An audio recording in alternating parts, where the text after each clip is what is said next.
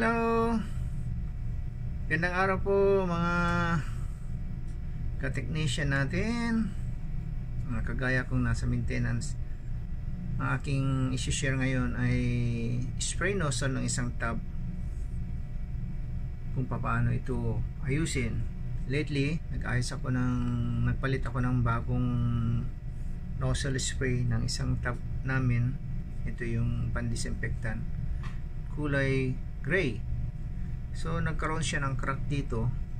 So ngayon ko lang, it's my first time na i-fix ito. Hindi ko alam kung kakayanin nung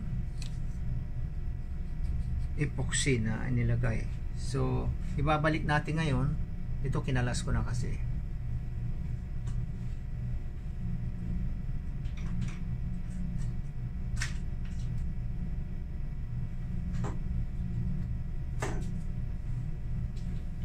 May mga parts na ibabalik natin. Ito at saka yung o-ring nya. So kanina bago ko kinalas, tinandaan ko yung kwan. So nandito sa taas, ganito yung hawak. Ito nasa taas ito. So bago ibalik pala, may o-ring dito sa ilalim. So lalagay natin yung o-ring kasi yun yung maglalak dun sa tubig. So ganito siya lalagay. Okay, may balik na natin. So sunod dyan, may o-ring siya na maliit.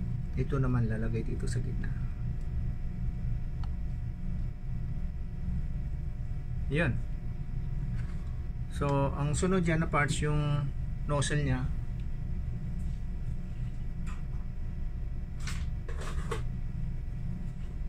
Ito, ibang klaseng nozzle sa gilid siya lalabas yung mga kanya. So regardless ang orientation nito, ito ang nasa ilalim, nasa ibabaw ito. So ganyan ko siya ikakabit.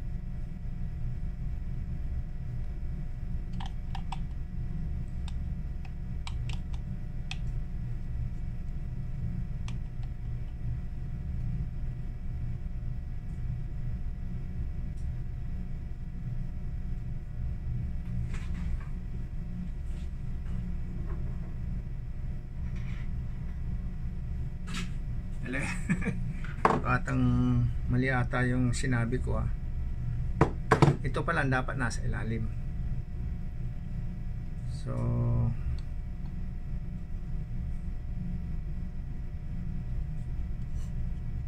yan siya ngayon.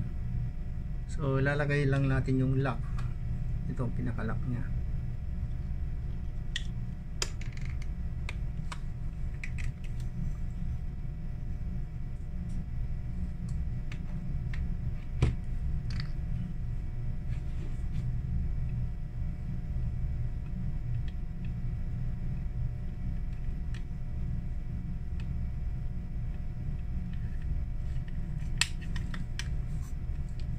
Yan.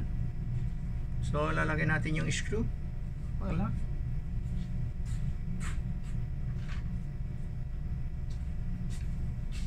Ito yung screw nya. Sana itest yung mamaya pagka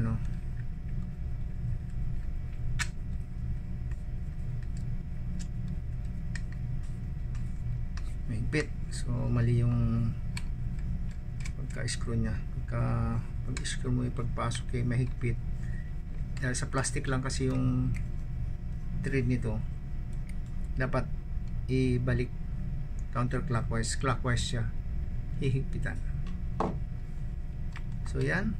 So sana magkaigi ito para ma-extend man lang yung buhay niya. May kamahalan din ito maabot siya ng $264 Canadian. Salamat!